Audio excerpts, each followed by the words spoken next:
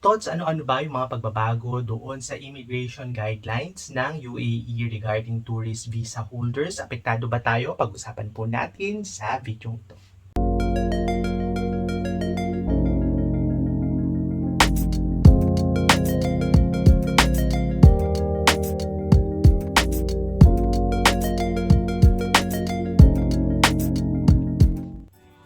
Magandang araw at long time no see mga ka-OFW. Ako po si Tots, the Accidental OFW.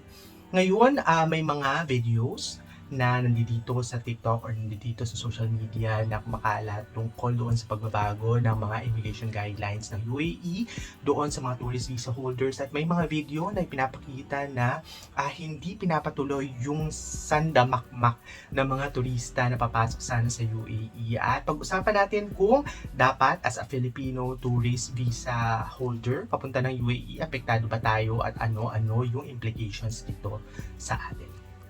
Una-una, ano-ano ba yung mga pagbabago na ipinatupad ng UAE?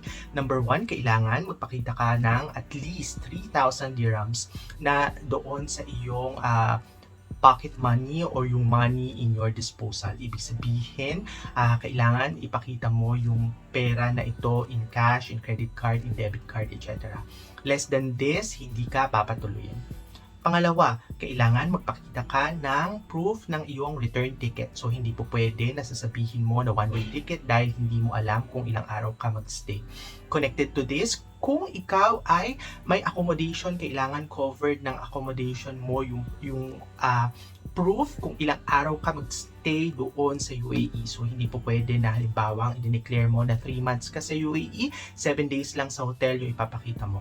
Kung ikaw ay may sponsor, kailangan ipakita mo yung kanilang Emirati ID at syempre kung anumang requirement yung hihingin ni immigration officer based doon sa relationship mo doon sa yung sponsor, kung ano-ano may yung mga circumstance na po pwedeng ipakita sa'yo.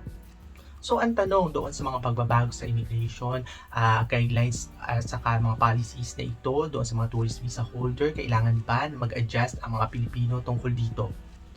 Other than na kailangan meron ka ipakita na 3,000 dirhams at your disposal, wala naman tayo dapat ikakaba o ikatakot dahil noon pa lang matagal na masyado na tayong sinasala or ni-scrutinize ng mga immigration officer, lalo na yung mga turista na pupunta ng UAE. At ano yung mga documents na po pwedeng sumagot doon sa mga bagong mga requirements ng UAE immigration. Una-una, yung affidavit of support or guarantee. Pinapakita nito na una-una meron kang sponsor. Pinapakita nito yung relationship mo with your sponsor. Ipapakita nito kung ano ba yung ma-extend ng sponsorship na gagawin nila sa'yo doon sa UAE. Pero most likely, syempre, other than the everyday gastos, yung accommodation is covered na dito. So, yung return ticket na lang yung ipapakita mo, which kung ikaw ay may tourist visa, i-expect ni immigration officer dito sa Pilipinas at syempre doon sa UAE na ikaw ay babalik at kailangan na ipakita mo ito.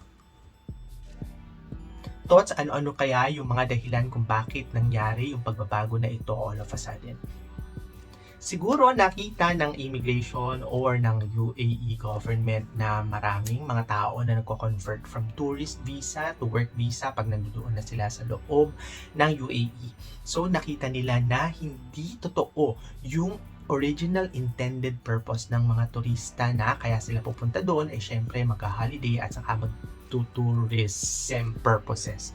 So, kung dahil sa dinadaya, dahil niloloko, or dahil sinasamantala yung maluwag na immigration process ng mga turista, syempre kailangan maghanda at magdagdag sila ng layer of inspection, ng layer of interview, at saka layers of implementing rules para makita nila yung totoong mga tao na totoong tourism yung purpose nila at hindi yung ibang mga purpose na nasa isip nila na gagawin nila pagpasok ng UAE.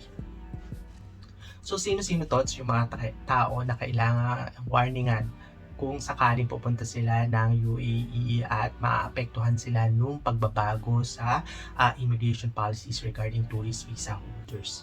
Unang-una po dito sa mga kababayan natin na magko-cross country at hindi agad UAE yung i-declare nila kay immigration officer, at syempre hindi sila ilalagay doon sa i-screen as a UAE tourist visa holder. Syempre sila yung maaapektuhan nito, lalo-lalo na kung ikaw halimbawa ay walang return ticket, lalo-lalo na kung halimbawa ikaw ay walang proof of relationship or sponsor doon sa pupuntahan mo.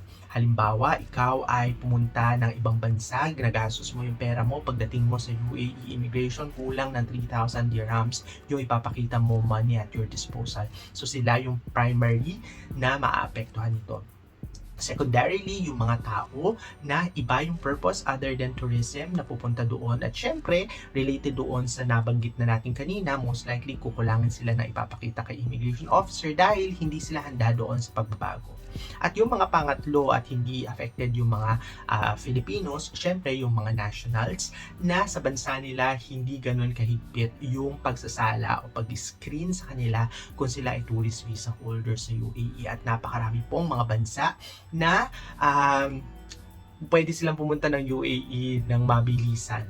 At syempre, kung maglalagay yung UAE ng mga layers ng screening na ganito, malalaman kung sino talaga yung genuine tourist at syempre sino yung aabuso sa immigration system ng UAE.